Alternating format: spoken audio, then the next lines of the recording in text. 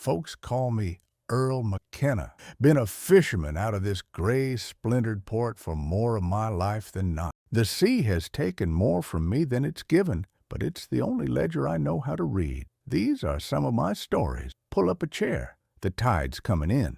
The ocean was holding its breath that morning. That's the only way I can describe it. I've seen it rage, and I've seen it sleep, but I've seldom seen it in a state of such profound, unnatural stillness. The water was like a sheet of dark, polished slate, reflecting a sky the color of a faded oyster shell. My old trawler, the Mary's Grace, cut through it with a sound like tearing silk, the chug of her diesel engine feeling like a rude intrusion in a great, silent cathedral. For over 50 years, I've learned that the sea is never truly quiet. It always has something to say, even if it's just a whisper against the hull. But on this day, it's mute.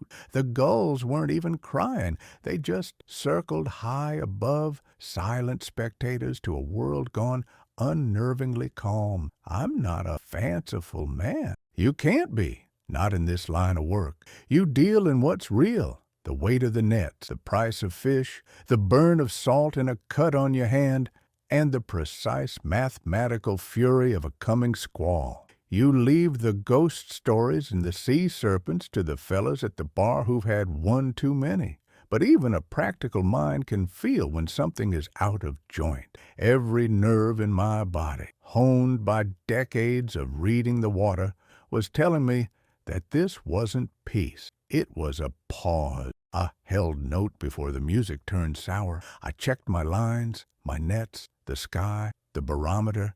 Everything was as it should be. Yet the feeling persisted, a low hum of anxiety just beneath my ribs. It was on the third haul of the morning that I found it. The net came up heavy, not with the familiar writhing weight of a good catch, but with a sluggish, dead drag, mostly kelp and worthless bottom. I was about to start clearing the mess, cursing my luck under my breath, when I saw it tangled in the thick brown seaweed. A bottle, not your modern green or clear glass bottle tossed overboard by some thoughtless tourist. This one different. It was made of a dark, almost black glass, so dense you couldn't see through it. It was misshapen, full of the little bubbles and imperfections of old-world craftsmanship. A thick collar of barnacles and dried sea growth clung to its neck and shoulders like a petrified shawl. The cork was still in place, sealed with thick,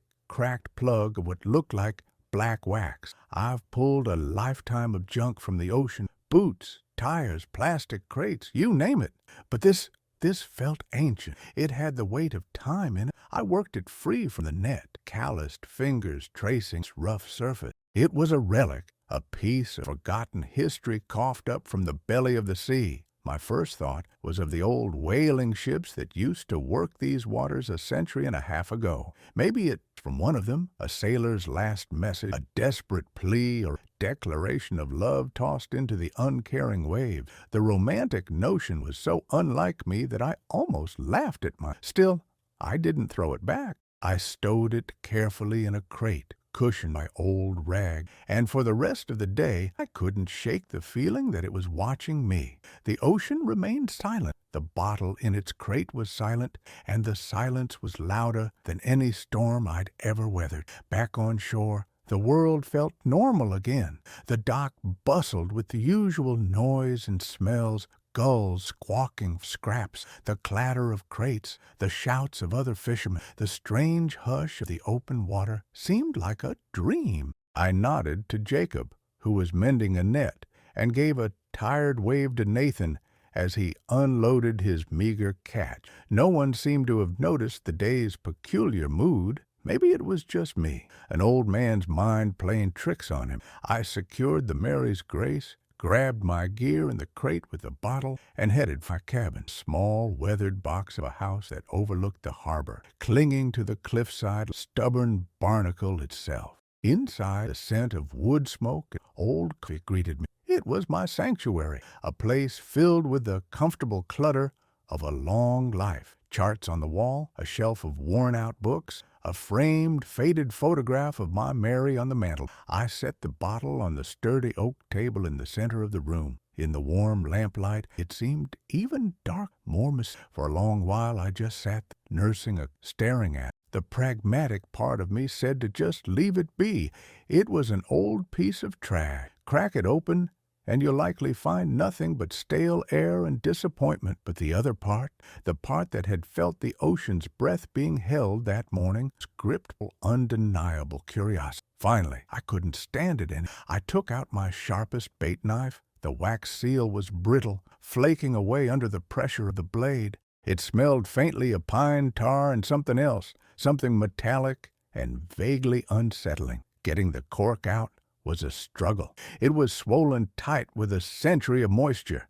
I had to whittle away at it, digging and prying, until it finally came loose with a soft, breathy pop. The air that escaped the bottle didn't smell of decay. It smelled of deep, cold, clean salt water and something else. Ozone, like the air right after lightning. A shiver, cold and sharp, traced a path down my spine. I tilted the bottle, and a tightly rolled cylinder of yellowish paper slid out onto the table. It was tied with a single strand of what looked like tarred twine. My heart was starting to beat a little too fast for an old man. My hands, usually so steady, trembled slightly as I untied the fragile knot. I carefully unrolled the paper. It was stiff, almost like parchment, and stained with brown water spots. But the writing was perfectly preserved. It was written in a steady, elegant script with black ink that had faded to a deep sepia. And then the world tilted on its axis. My breath caught in my throat. I leaned closer, my eyes widening in disbelief. I picked up the paper, holding it inches from my face, as if proximity could prove it a lie. It was utter madness, but there was no denying it. The handwriting on that century-old paper was mine. I'm not talking resemblance. I'm not saying it was similar. It was my hand, the distinctive, sharp curl of my M, the way I crossed my T's with a slight upward tick at the end, the way my K in McKenna is a fraction taller than the other letter. It was as familiar to me as my own reflection in the mirror, a reflection I've been looking at for 72 years. A cold sweat broke out on my forehead. My mind scrambled for a rational explanation. A prank? A cruel, elaborate joke? But who could possibly replicate my handwriting with such impossible perfection? And for what purpose? Then my eyes fell to the date, written neatly at the top of the page. October 12th, 1893. 130 years ago, my blood ran cold. I felt a wave of dizziness, and I had to grip the edge of the table to steady myself. This wasn't a joke. The paper was real. The ink was real. The bottle was real. I forced myself to read the word, my own handwriting forming a message from a time long before I was born. To the one who shares my blood and my hand, the sea gives, the sea takes. I made a bargain in the great storm to save my crew, a promise to the depths to spare the but the ocean does not. A debt of blood was incurred, a ledger that must one day be balanced. If you read this, the bill has come due. The promise is now yours to keep. The sea will call for you as it called for me. Do not forsake the pact. Thaddeus McKenna. The name hit me like a physical blow. Thaddeus McKenna. I'd heard that name before, in hushed family stories from my grandfather when I was just a boy. A great-grandfather, a ship's captain, lost at sea. A man known for his striking, elegant penmanship. My penmanship. I sank into my chair, the letter shaking my hand. The silence of my small cabin was deafening. The stillness from the ocean followed me home, and it had brought with it an impossible, terrifying message in the grave, a message written in my own hand. For a week, I tried to live a lie. I tried to be the same Earl McKenna who rose before the sun, who smelled the air to predict the weather, who knew the tides better than he knew the lines on his own face. I went out on the Mary's Grace, cast my nets, and hauled in my catch. I nodded to the other fish, haggled with the buyer at the docks, and sat in my cabin at night, pretending to read my book. But the lie was as thin as a winter fog. The letter was a lead weight in my gut. I had hidden it away in my old sea chest, beneath Mary's wedding photograph, my father's naval medal, as if burying it under things that were sacred and real could somehow make it less true. But I could feel it even through the thick oak lid. It pulsed with a cold, silent energy, a piece of the impossible lodged in the heart of my very ordinary life. The sea had changed, or maybe I had. The familiar sounds of my boat, the creak of the hull, slap of water against the bow, now seemed to be forming words just by hearing. Whispers that coiled and vanished in the wind before I'd catch of turning my head sharply, certain someone had called me, only to find an empty gray. The ocean, which had been my workshop and sanctuary, now felt like a vast watching eye. I'd be out on the deck, mending a net, and a shadow would flicker in my peripheral vision, a shape in the waves darker than the water around it. When I'd look up, it would be gone. I told myself it was the sun playing tricks, a dolphin, a patch of seaweed. I made 100 excuses, each one flimsier than the last. My logical mind, the part of me that had kept me alive through storms and engine failures, was at war with the primal dread that had taken root in my soul. The nights were the worst. Sleep, which had always been a welcome, dreamless oblivion after a hard day's work, became a place of terror. I started having the same dream over and over. I was on the deck of a ship I didn't know, a great three-masted whaling vessel. I could feel the slick, greasy planks under my bare feet and smell the stench of rendered blubber mixed with the clean scent of salt spray. I could hear the shouts of men in a language of command that was both foreign and intimately familiar. And I was not myself. I was taller, stronger, and when I looked at my hands a ship's wheel, they were my, yet they were not. They were the hands of a younger, harder man. In the dream, storm of impossible violence, rain like thrown stones, wind that shrieked like a banshee, and waves that were not waves, but moving mountains of black water, intent on swallowing us whole. The panic and despair of the crew around me was a living thing, a cold fog of fear. And in the heart of that chaos, I, the man in the dream, would do something. I'd shout a promise into the teeth of the gale, a desperate bargain offered not to God itself. I never heard the words of the pact, but I felt them tear from my throat, a sacrifice of sound. And then the storm would calm, the sea would flatten, I would wake up in my own bed, drenched in a cold sweat, my heart hammering against my ribs like a trapped bird. After a week of this torment, I couldn't bear it any longer. The wisp, the shadow, the dreams, they were wearing me down, eroding the bedrock sanity. The truth, no matter how monstrous, had to be better than this slow descent into madness. One gray, drizzly morning, instead of heading to the docks, I walked up the hill to the town hall. It houses our small, dusty public records office, a place I hadn't set foot in for 30 years. Beatrice, a woman who looked as if she'd been filed away and forgotten in the 1970s, looked up over her spectacles as I entered. "Earl McKenna," she said, her voice dry as old paper. "Haven't seen you in a dog's age. Come to register a complaint about the gulls?" "Something like that, Beatrice," I grumbled, taking off my cap. "I'm doing a bit of family research, looking for an ancestor, name of Thaddeus McKenna." Her eyebrows shot up. "Thaddeus? The captain? That's a deep dive, Earl. Most folks are content to go back as far as their granddaddy's fishing license." She led me to a back room that smelled of dust, decaying glue. Shelves buckled under the weight of heavy leather-bound ledgers, maritime records, births, deaths. "It'll all be in here, if you can find it. Good luck." For hours I searched. I pulled down ledgers so heavy they made my arms ache. The pages were brittle, the ink faded. I scanned lists of names, dates, and causes of death until my eyes burned. I found him in the Maritime Registry for 1893, McKenna, Thaddeus, Captain, whaling bark, Providence, age 42, lost at sea, with vessel and 22 crewmen. Date of last contact, October 12th, 1893. The same date. A block of ice formed in my stomach. It was real. He was real. The date wasn't random. I kept digging, my hands now moving with a feverish urgency. I found a folder of old newspaper clippings from the local Gazette. The headline read, "The Tragedy of the Providence. Hope Fades for Captain McKenna and Crew." The article detailed the search, the grief of the town, the mystery of the ship's disappearance. It was a well-equipped vessel with a seasoned captain. They had sailed into a storm, but it was one that other ships had survived. Near the end of the article was a line that made me stop breathing. It was a quote from the ship's owner, mourning the loss of the captain.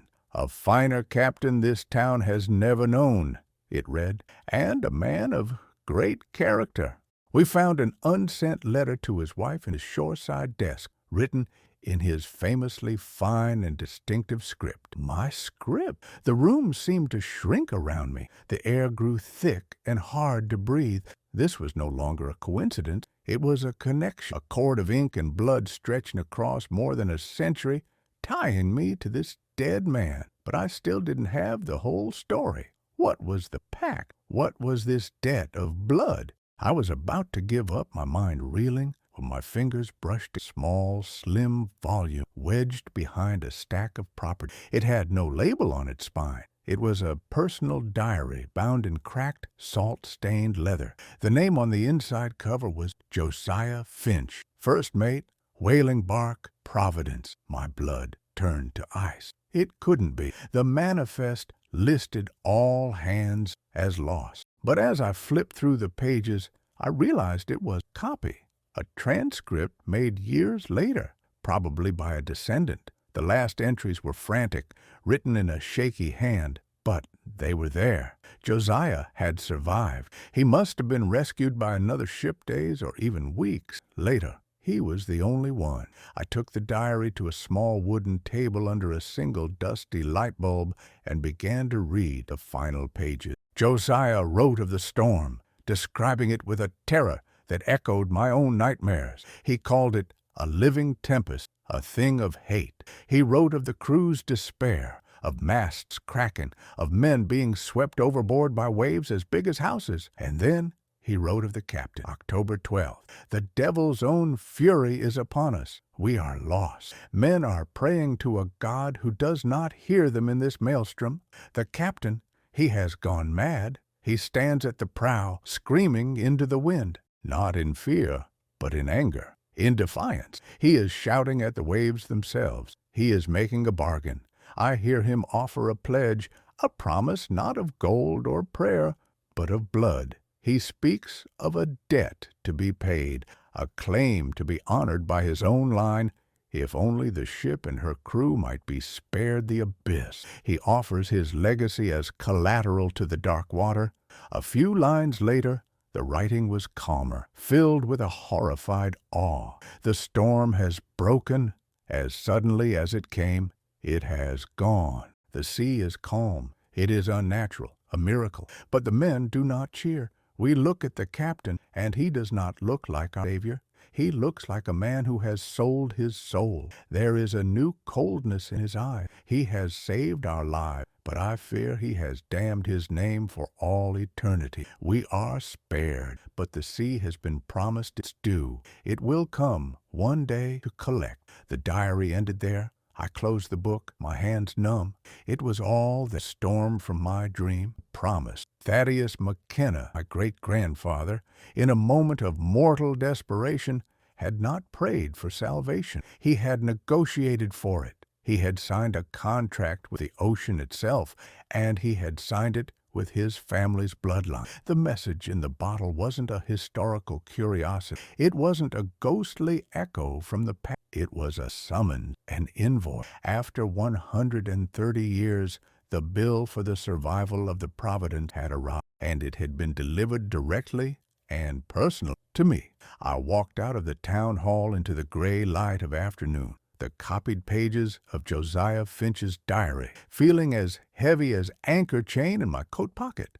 The world looked the same wet cobblestones, the same salt-crusted rooftops, the same mournful cry of the gulls, but it was as if I was seeing it through a sheet of old, distorted glass. Everything was familiar, yet fundamentally changed. The sea, visible at the end of the street, was no longer my cantankerous but predictable business partner. It was a living entity with a memory that spanned generations. It was a creditor, and my family name was in its ledger, underlined in red. There was no more room for doubt, no refuge in disbelief. The story was complete, a perfect and terrible circle drawn across a century, and I was standing squarely in its center. A strange sense of calm settled over me then, the kind of quiet that comes after the fever breaks. The fear didn't vanish, but it solidified from a frantic, fluttering thing into a cold, hard stone of resolve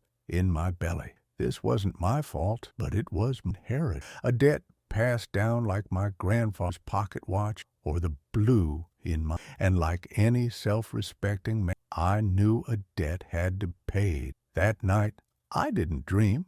I slept a deep, dreamless sleep the first time in a week. When I awoke before dawn, I knew what I had to do.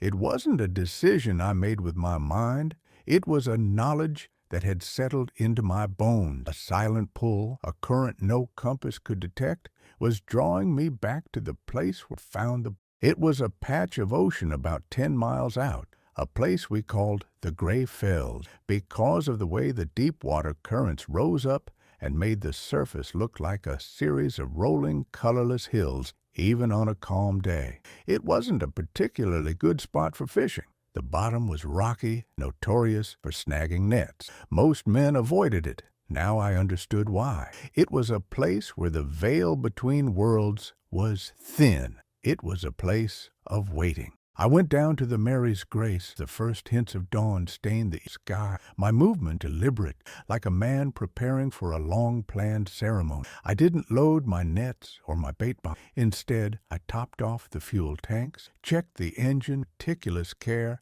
and coiled my lines with a neatness that bordered on obsessive. From my cabin, I brought 2 things, the ancient black bottle that started it all, and a clean, clear wine bottle from my pantry. I went to my sea chest and took out the letter. I held it in my hands, this impossible artifact, and looked at my own handwriting, the script of a man I had never known. Then I placed it carefully inside the new clear bottle, along with a small smooth stone from front of a piece of the land to go with the message. I corked it tightly. I was not going out there to fish for cod or haddock. I was going out there to answer a summons. As I untied the line, Jacob, already mending a net on the dock next to mine, called out, "Going out early, Earl. Tide's not even fully turned." I looked at him, a good man who knew nothing of the ghosts that haunted my family's name. "Just have some business to attend to, Jacob," I said, my voice steady. "A promise to keep." He just nodded, probably thinking I was talking about some errand for a widow in town. The journey out to the Gray Fells was eerily similar to the day I found the bottle. The sea was calm, the sky a blanket of uniform gray, but this time the silence wasn't holding its breath. It was expectant. As the shoreline shrank behind me into a thin, dark line, I felt a profound sense of isolation, but not of loneliness. I felt watched, not by a pair of eyes, but by the whole of the ocean. The Mary's Grace chugged along, tiny, man-made, the vast, ancient world, carrying me toward my inheritance. When I reached the coordinates I had marked on my chart, I cut the engine. The sudden silence was absent. The boat drifted slowly on the gentle swell. This was the place. I could feel it. A coldness in the air that had nothing to do with the temperature. A strange pressure like the atmosphere before a thunderstorm, with no storm and then began a fog, thick and unnaturally white, started to roll in from all directions at once. It wasn't a normal sea fog, which drifts in on a bank. This fog rose from the water itself, coalescing out of nothing, swallowing the horizon, the sky, and then my boat, until the Mary's Grace was the only solid thing in a formless white world. The water around the boat had been a choppy gray, smoothed and darkened until it was like a pool of black ink, a perfect, unrippled mirror reflecting the white void above. The cold intensive. I could see my breath misting in front of me, and then I saw a disturbance on the surface of the black water about 20 yards off the port bow. It wasn't a creature. It was an absence, a patch of water that was somehow darker than the rest, a shadow that seemed to drink the light. The water there didn't move. It was a dead spot, a hole in the reality of the ocean. I felt a fear so deep and primal it was almost paralyzed, but the resolve in my gut held firm. This was it. The other party in my great-grandfather's desperate the entity to which the debt was owed. My hands were shaking, but I uncorked the old dark bottle Thaddeus had sent. I held it up. "I am Earl McKenna," I called out, my voice sounding small and thin in the oppressive silence. "Son of Thomas, grandson of Arthur, great-grandson of Thaddeus McKenna." I took a deep breath, my heart pounding a frantic rhythm against my ribs. I had to do this right. I wasn't here to fight or to beg. I was here to renegotiate. "I know about the pact," I shouted, my voice gaining strength. "I know about the storm and the ship and the promise he made in a moment of fear to save his men, a debt of blood for their lives." I paused, letting the words hang in the cold, damp air. The shadow on the water seemed to deepen, to draw closer without moving. He was a desperate man, trying to cheat the depths. That was his mistake. You cannot cheat the sea. You can only live with it. His debt. It ends with me. But a debt cannot be erased. It must be transformed. I held up the clear bottle, the letter from 1893 visible inside it. "I cannot give you a blood sacrifice. My family's blood will no longer be the currency for this bargain. I offer a new promise, a better one. I will not be your debtor. I will be your witness. I will be the guardian of this story. I will remember the power that you showed. The price is almost. I will respect for your depths, fear. I will honor the memory of the pact, not as a curse, but as a lesson that the sea is not ours to command." I looked at the shadow, this thing of silent ancient power. I was just an old man in a boat, offering words against an immortal force. But it was all I had. It was the truth. "This is my promise," I declared, my voice ringing with the conviction I didn't know I possessed. "A promise of memory, not of blood. Accept and release his name. Release my name." With that, I gently lowered the clear bottle, with its impossible letter and its small piece of land, over the side of the boat. It slipped into the black water with barely a ripple and began to sink, a tiny vessel of truth descending into the abyss. I watched until it was swallowed by the darkness. For a long moment, nothing, silent. Then slowly the deep began to. It didn't swim away. It just dissolved like ink in water until the surface was a uniform, glassy black. The profound cold in the air began to recede, and then, as miraculously as it appeared, the fog began to thin. Light pierced the white veil, first in hazy, then a glorious, warming flood. Within minutes, the fog was gone. I was alone again in my boat, under a now clearing sky, on a perfectly normal stretch of gray water. I stood there on the deck for a long time, my hand resting on the warm wood of the railing. The weight in my soul, the weight I hadn't even realized I'd been carrying my whole life, was gone. I felt weary, down to my very bones, but I also had a sense of I had never known, a profound liberation. I started the engine, and the familiar, comforting chug of the diesel filled the air. I turned the Mary's Grace for home. The sea was still this vast, mysterious, but it was no longer my enemy or my creditor. It was just the sea, and I was Earl McKenna, a fisherman and the keeper of an old promise, finally fulfilled.